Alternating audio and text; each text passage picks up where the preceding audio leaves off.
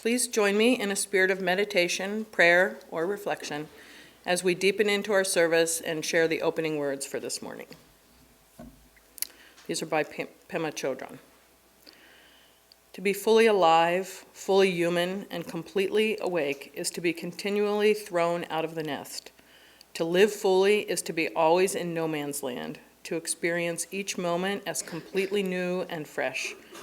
To live is to be willing to die over and over again. Would Christine please come forward to light the chalice, which is a symbol of the spark of life in each of us. A Spark of Hope by Melanie Davis. If ever there were a time for a candle in the darkness, this would be it. Using a spark of hope, kindle the flame of love, ignite the light of peace, and feed the flame of justice. Heidi is wonderful human being. I've taken meditation classes with her.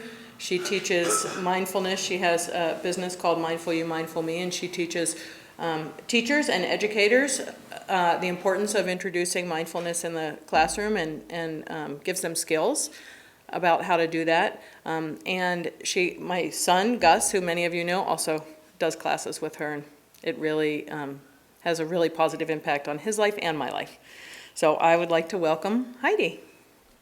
So I wanted to start this morning by honoring the women who came before me in my life, my mom and my grandmothers. My grandmother, Molly, had a way of being in the world that was so full of love and in service to others. She started multiple support groups after losing a child and offered her strength to others when they were grieving. My Grandma Bev would take anything and make it beautiful, whether it was a small plot of land that she turned into an award-winning garden, or something she would make with her own two hands and gift to others. And my mom was a nurse for 34 years, raised 4 girls with my dad, and is the most selfless person I know. They are all such a big part of who I am because as kids, we watch the adults in our lives and we get to model them. We model love just as easily as we model hate. Kids are like mirrors reflecting back to us what is simply in front of them. I remember my Grandma Molly would always tell me, when you get older, you have to do more than just take up space. This stuck with me, and even at a young age, I knew what she meant. I believe that we take the pieces of who we love with us, so their big hearts are no doubt a part of mine. So that brings us to today's talk. What does it mean to live fully awake? To me, to live fully awake is to have the self-awareness to know that you are part of this web of life, a universal interconnectedness. It's not about religion of any form or dogma. It's an activism that comes from the heart, not just the head. It's compassionate, it's positive, it's kind, it's fierce, and it's transformative. It means taking our part in creating change with a spirit of positivity, compassion, love, and balance, of interdependence and self-determination. As Liz mentioned, much of my work today is teaching mindfulness to others. And whether it's kids and teachers in an educational setting or inmates at the correctional center and penitentiary, I have a unique opportunity to view both sides of the school-to-prison pipeline. I teach mindfulness meditation each week, and even though we are meditating, it's these soft skills like empathy, cooperation, kindness, and conflict resolution that we are cultivating. To me, these are the skills that are most needed in our world today. The very definition of mindfulness is paying attention to the present moment with awareness and non-judgment. So to practice non-judgment means that we have to stay curious, because I believe it is impossible to remain curious and judgmental at the same time. This takes a quality of heartfulness. So how do we begin to create this quality of heartfulness and the other qualities like clarity, patience, curiosity, and compassion? I believe it begins within. To get a glimpse of this, I'm going to invite you now to close your eyes, and I'm going to lead you through a practice. I'd like you to place 2 fingers on the side of your neck. Find the spot where you can feel your heartbeat. And just rest your eyelids for a moment, let them be heavy. Rest your finger there for a few moments, feeling how steady and rhythmic your pulse is. Now sense that same pulse in the people living in the buildings surrounding you and in the cars that are passing by. Become aware of this rhythm. It's also in the birds and in the animals that live in your neighborhood. It flows through the sap of the trees. Expand your awareness now and find it in the dance of night and day, sun and moon, and in the cadence of the tides. Allow yourself to experience life as a rhythm, expanding and contracting, opening and closing. Now, continuing to keep your eyes closed, come back to the pulse in your neck and realize that you are part of this great rhythm and that every cell in your being vibrates in tune with this cosmic dance. As you feel the pulse of your life in your body, you begin to get glimmers of what it's like to be awake for life. This invites you to soar on the winds of awe, reverence, and trust in this creative dance that is your life. We can begin to open your eyes. But if you are like most people, you may be sleepwalking through your life. Even when you're slumbering in a mind that thinks it is separate from life, life is always inviting you to come back to this moment, breath by breath, step by step. It is inviting you to intimately and immediately connect with your life here and now.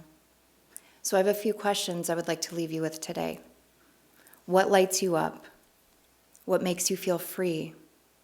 How are you showing up each day in the world in relation to your goals, your ambition, and what it is that you care about? What daily practices and habits are you infusing into your life to optimize your well-being? Maybe some days it's just getting out of bed. That is an act of spiritual activism. Maybe it's questioning business as usual. Maybe it's writing a letter to the editor for the first time, or speaking up in a meeting when you would normally remain silent. Maybe it's letting go of toxic people or behaviors. Are we truly connecting with one another socially, or are we just connected on social media? Are we serving as agents of change toward a greater good, or are we just about ourselves? Are we being creative, exercising our creative energies that take us into a state of flow, or are we mindlessly watching TV and consuming content that somebody else created for us? Do we take time to step into nature and just appreciate the things that have been given to us for free? What is it that you care most about? Let that guide you. Let it shake you into living fully awake. Find and connect those that care about the things that you care about and unite and lock arms. For me, it's about raising the next generation of conscious communicators, empathetic leaders that cooperate, listen, and work for peace and justice. It's my own kids and all the kids growing up in the world today that I believe in and that we need to support. If we listen, the kids are speaking. I also believe we need to stand for our water, our air, the land, trees, because these too belong to the web of connection. Thank you so much. Would you expand on the concept of your phrase, which I thought was really good? It was judgment and curiosity do not reside in the same place? So that saying I actually took from a wise mentor of mine. We were being led through a practice of, when we enter into a space of confrontation with somebody, oftentimes we've already judged them. We already think we know about them, their experience. And she invited us to stay curious, to ask questions. So being in question of other people, so to me, they can't exist together. When I walk into a classroom and I'm about to teach inmates, if I was in there judging each one of them for the poor choices that they made where I once was, right? I wasn't in jail, but I made some poor choices in my life, right? I think to remain non-judgmental helps us to stay open and curious, and to me that opens a door, right, where otherwise judgment would close. I'm so interested in your work with inmates, so can you talk a little bit about that?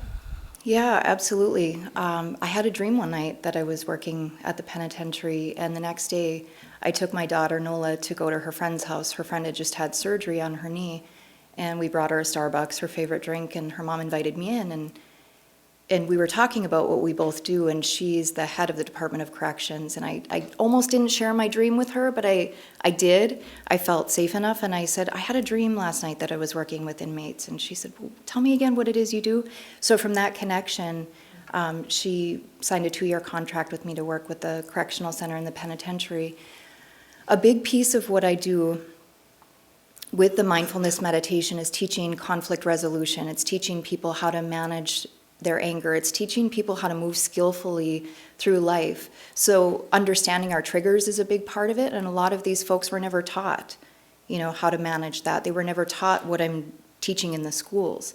So to be in the schools one day and working with what they call Tier 3 kids, and then in the prison the next, you can see the disconnect. You can see that these social and emotional skills were never taught to a lot of these individuals, right? So the hope is that they're as part of their rehabilitation are gaining these new skills, so when they're out in the world again, they have coping mechanisms, they have tools in their toolbox.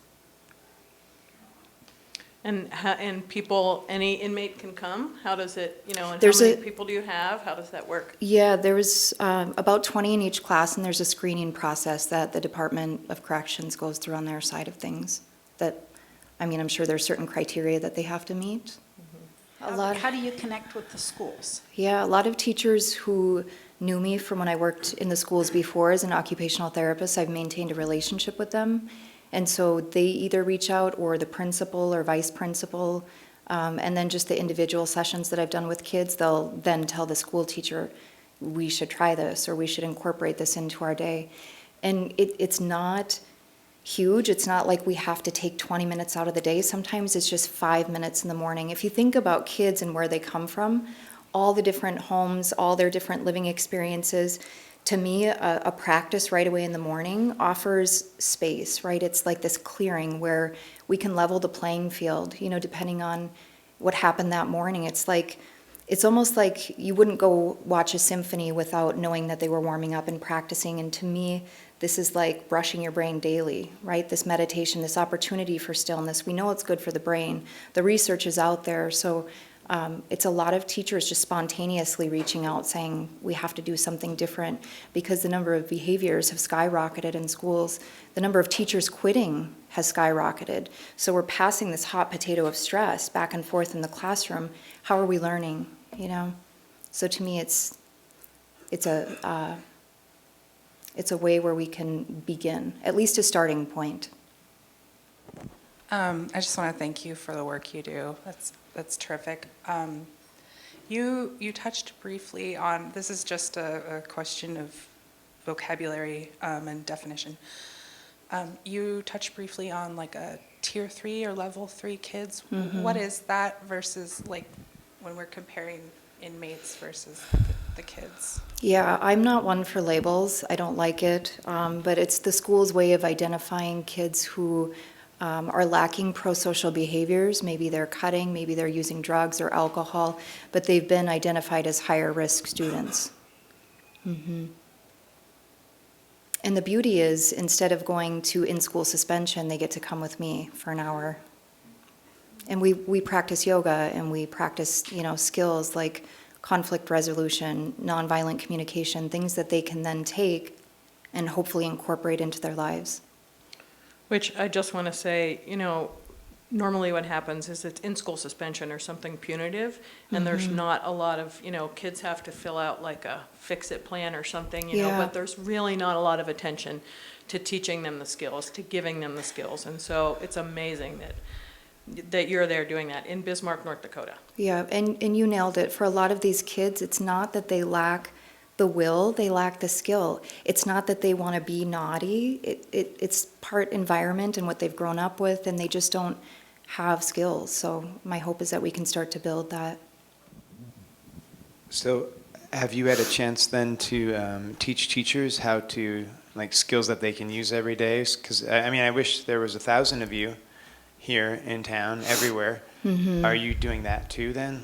Yeah, so I go into schools and I do 2 half-day professional development trainings. So I've had up to 65 teachers in some schools where I get to have them for 2 half days and go through the fundamentals, the basics, why it's important, and how they can begin to embody that. So part one is the mindful teacher, and then part two is the mindful classroom, because we can't teach to kids that which we don't have. So the first piece of it is really self-care, right, for teachers, because there is such a high amount of burnout and stress.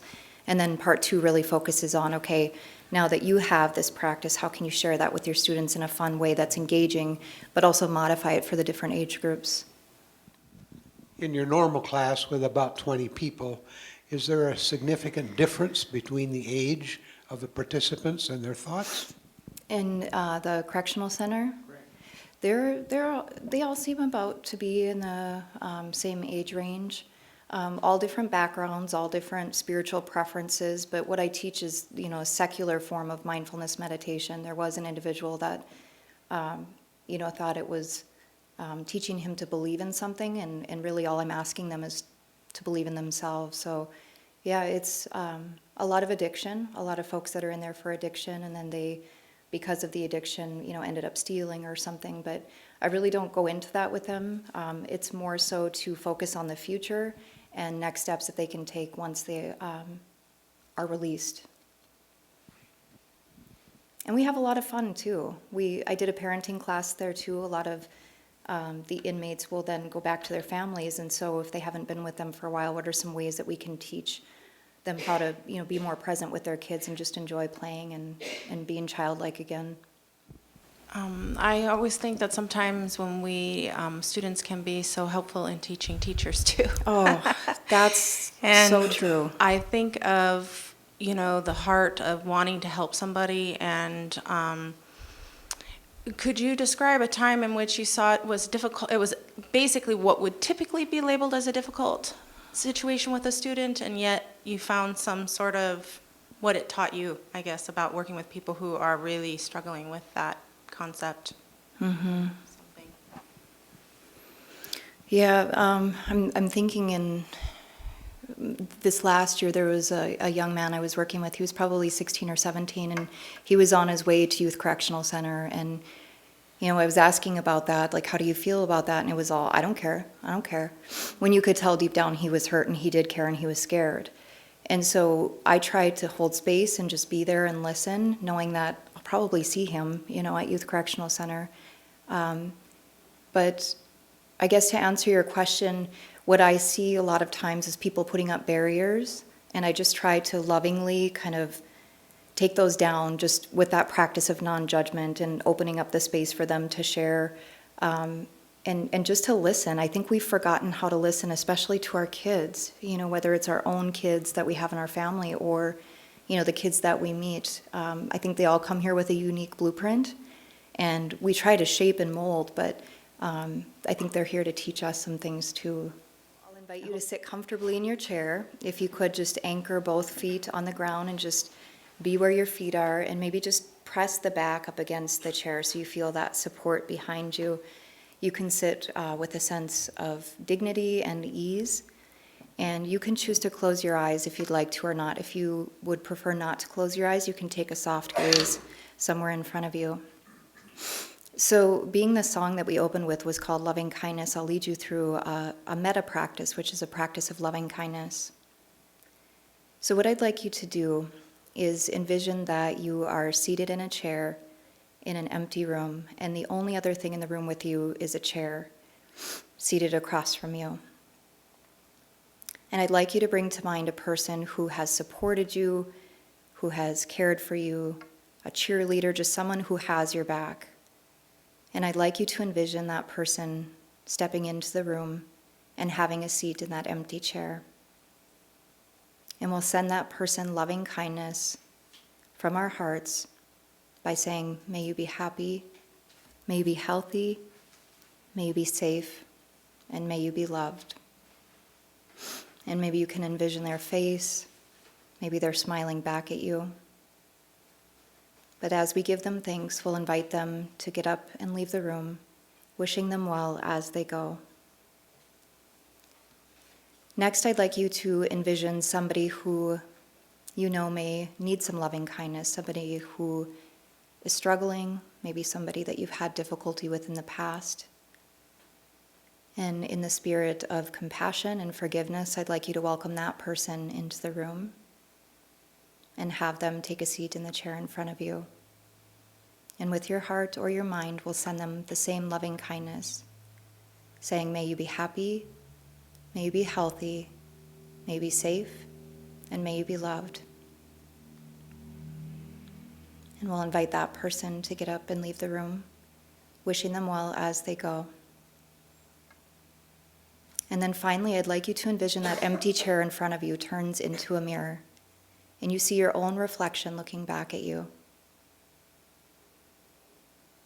And we'll take and do the same practice, saying to yourself now, may you be happy, may you be healthy, may you be safe, and may you be loved. Knowing that we too need that self-compassion and self-love. And we'll close with a few final breaths here, in through the nose and out through the mouth. And then if you chose to close your eyes, you can slowly flutter those open.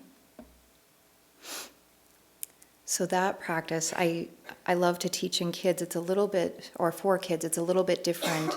I modify it, but when you sit in circle with other people and you wish them well, you're not likely to bully them, right? So for kids, this practice can be a way to wish others well. Practice kindness.